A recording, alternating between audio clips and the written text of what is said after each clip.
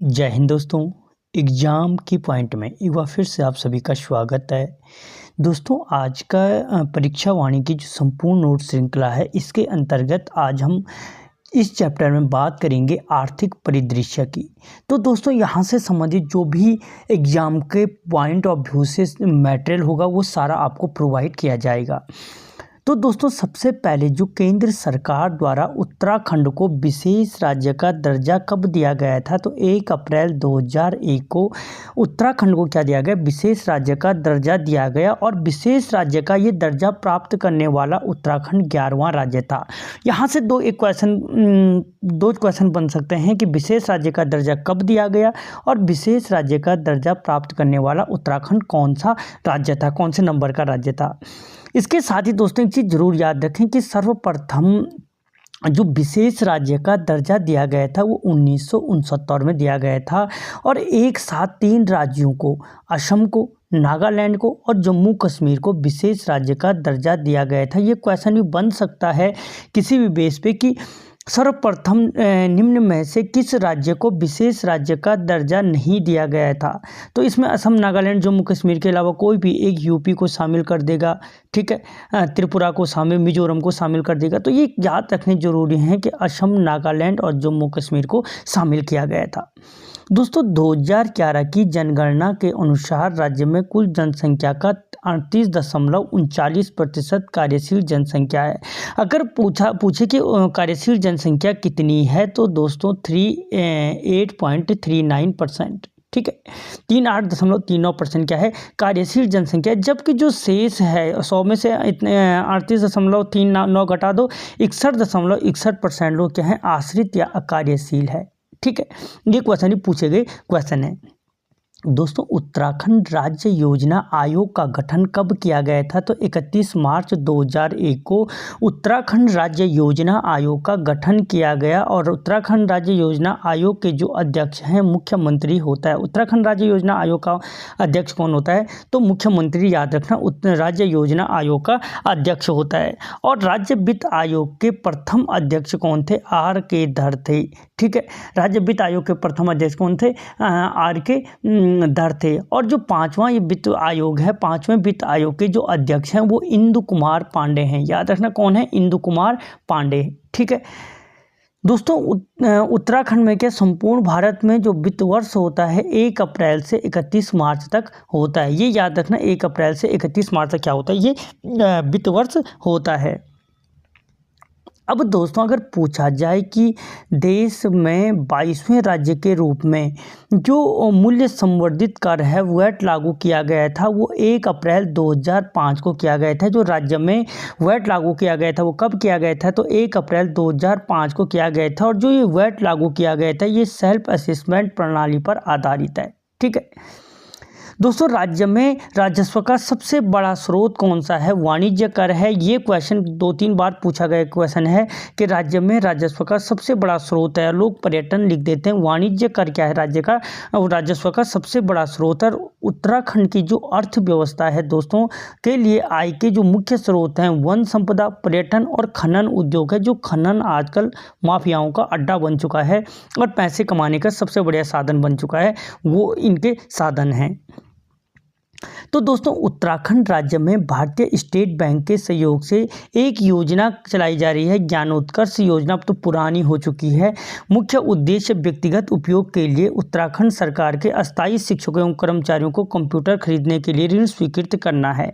अब देखो दोस्तों, अगर स्टेट बैंक ने ज्ञानोत्कर्ष योजना चलाई है वो भी किसके, स्थायी शिक्षकों के लिए, ठीक है, सरकार के अस्थायी शिक्षकों के लिए कंप्यूटर खरीदने के लिए। तो स्थायी शिक्षकों को कंप्यूटर खरीदने के लिए लोन की आवश्यकता नहीं होती है, ये हर कोई जानता है, ठीक है। राज्य में वस्तु और सेवा कर जो GST है दोस्तों, GST को लागू कब किया गया, तो 1 जुलाई 2017 को राज्य में क्या किया गया, GST को लागू किया गया, ठीक है। दोस्तों इस सारी सीरीज बन चुकी है चैप्टर वाइज। अगर आप देखना चाहो तो आपको वीडियो के डिस्क्रिप्शन में लिंक मिल जाएगा, वहाँ से देख सकते हो।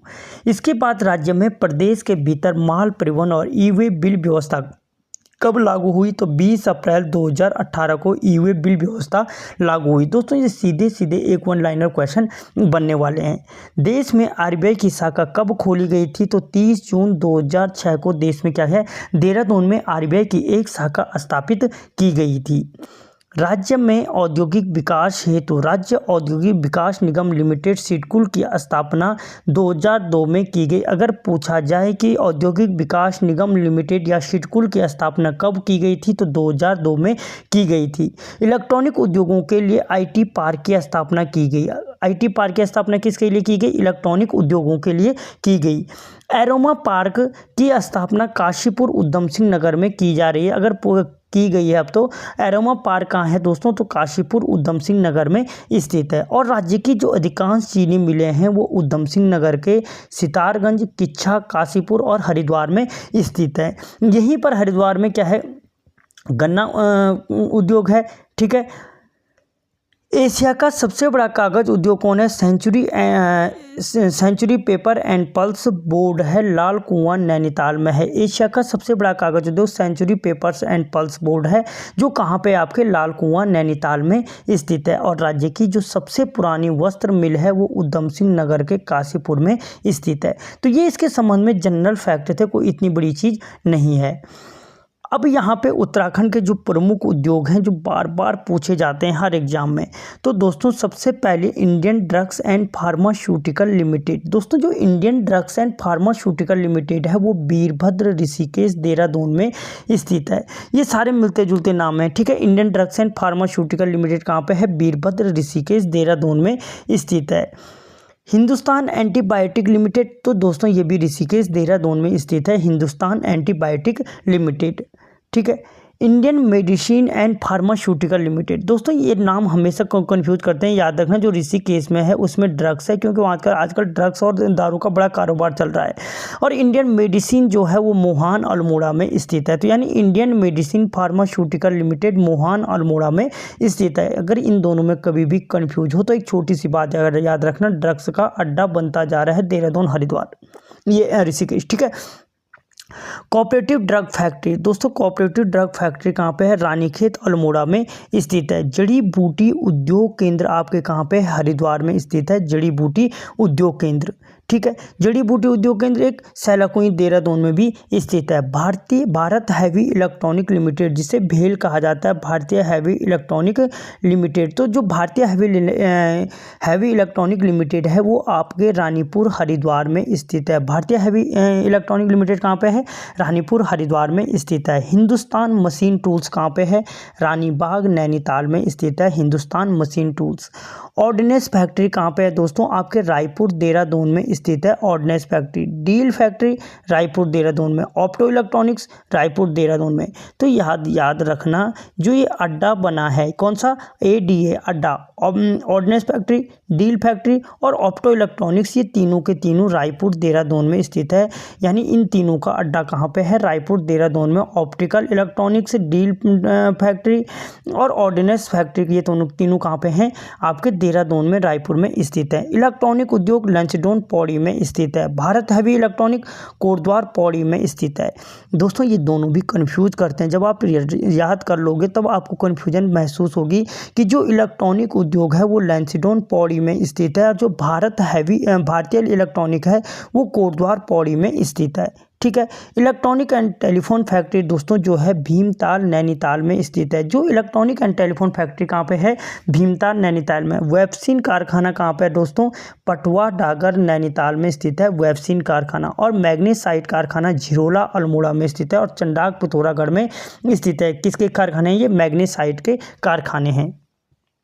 ठीक है दोस्तों। इसके अलावा राज्य में रिंगाल हस्तशिल्प के रूप में प्रसिद्ध है। आप अगर ग्रामीण परिवेश को देखें तो हर जगह, हर गांव में आपको ये रिंगाल हस्तशिल्प देखने को मिलेगा, जिससे आपको कंडी, चटाई, सूप, टोकरी, मोस्ता बनाए जाते हैं। रिंगाल, चमोली, अल्मोड़ा, पिथौरागढ़ के प्रमुख हस्तशिल्प उद्योग हैं। इसके अलावा अगर हम बात करें तो संपूर्ण उत्तराखंड में मुख्य रूप से हरिद्वार, देहरादून, नैनीताल, इन 3-4 जनपदों, उधम सिंह नगर, इनको छोड़ करके लगभग प्रत्येक जो क्या होता है, ये रिंगाल हस्तशिल्प देखने को मिलता है। ऊनी वस्त्र उद्योग के लिए दोस्तों सभी पहाड़ी जनपदों में प्रसिद्ध है, लेकिन पौड़ी और अल्मोड़ा की ऊनी शॉलें क्या हैं दोस्तों, उत्तराखंड में प्रसिद्ध हैं। बंगेल हस्तशिल्प, राज्य में भांग के पौधे से जो रेशे से कुल्थे, कंबल, दर्री, रस्सियाँ बनाई जाती है, वो बंगेल हस्तशिल्प कहलाता है। दोस्तों जो कालीन उद्योग है, कालीन उद्योग की अगर हम बात करें तो राज्य में कालीन उद्योग के लिए धारचूला और मुनस्यारी तथा चमोली के क्षेत्र प्रसिद्ध हैं। अगर पूछा जाए कि राज्य में धारचूला और मुनस्यारी क्षेत्र किसके लिए प्रसिद्ध हैं, तो कालीन उद्योग के लिए प्रसिद्ध हैं। ठीक है। उसके बाद जो चर्म शिल्प है दोस्तों, राज्य में चर्म व्यवसाय से जो लोग जुड़े हैं दोस्तों, वो बाडैया सारकी कहलाते हैं। ये क्वेश्चन कई बार पूछा गया है, चर्म उद्योग से लगे लोग कहलाते हैं तो वो बाडैया सारकी कहलाते हैं। लोहाघाट, जोहारी घाटी, नाचनी, मिलम, ये चर्म उद्योग के लिए प्रसिद्ध स्थान रखते हैं। ठीक है। इसके बाद दोस्तों कत्था उद्योग है, राज्य में कत्था उद्योग के लिए हल्द्वानी, नैनीताल प्रसिद्ध है। और जो कत्था है मुख्य रूप से हल्द्वानी में स्थित है। पंचकी उद्योग दोस्तों, राज्य में घराटों के विकास के लिए पंचकी उद्योग का विकास अप्रैल 2001 में क्या दिया, अगर पूछा जाए घराटों को पंचकी का दर्जा कब दिया गया, तो अप्रैल 2001 में दिया गया और इसका मुख्य कार्य सौंपा गया है उरेडा को। ठीक है। तो दोस्तों ये मुख्य उद्योग है और यहाँ से एक न एक क्वेश्चन जरूर बनता है। इसके बाद हिमाद्री ब्रांड की अगर हम बात करें तो राज्य में हस्तशिल्प उत्पादों को दूसरे राज्यों में हिमाद्री ब्रांड के नाम से बेचा जाता है। अगर पूछे कि राज्य में जो हर हस्तशिल्प उत्पाद हैं उनको अन्य जगहों पर किस नाम से बेचा जाता है, तो हिमाद्री ब्रांड के नाम से बेचा जाता है। और लघु उद्योग सेवा संस्थान हल्द्वानी में स्थित है। अगर पूछे लघु उद्योग सेवा संस्थान कहाँ पर है, तो हल्द्वानी में स्थित है। इसके अलावा अगर हम बात करें क्राफ्ट डिजाइन केंद्र की, हस्तशिल्प और हथकरघा के विकास के लिए क्राफ्ट डिजाइन केंद्र की स्थापना काशीपुर, उधम सिंह नगर में की गई है। क्वेश्चन बन सकता है कि क्राफ्ट डिजाइन केंद्र की स्थापना किसके लिए की गई है, तो याद रखना हस्तशिल्प और हथकरघा के विकास के लिए क्या की गई है, इस क्राफ्ट डिजाइन केंद्र की स्थापना की गई है जो उधम सिंह नगर में स्थित है। राज्य में ऊन के होना था दोस्तों, राज्य में ऊन के क्रय विक्रय के लिए वूल बैंकों की स्थापना की गई है। राज्य में सिल्क पार्क की स्थापना कहाँ पे की गई है, देहरादून में की गई है। और पीतल नगरी के रूप में किसे विकसित किया जा रहा है, तो अल्मोड़ा को विकसित किया जा रहा है पीतल नगरी के रूप में। तो यहाँ पे इस चैप्टर में कोई इतना इंपॉर्टेंट कुछ नहीं है, लेकिन एक एक क्वेश्चन यहाँ से बनता ही बनता है, क्योंकि और फिर दोस्तों यहाँ पे आपको फालतू का मैटर प्रोवाइड नहीं किया गया।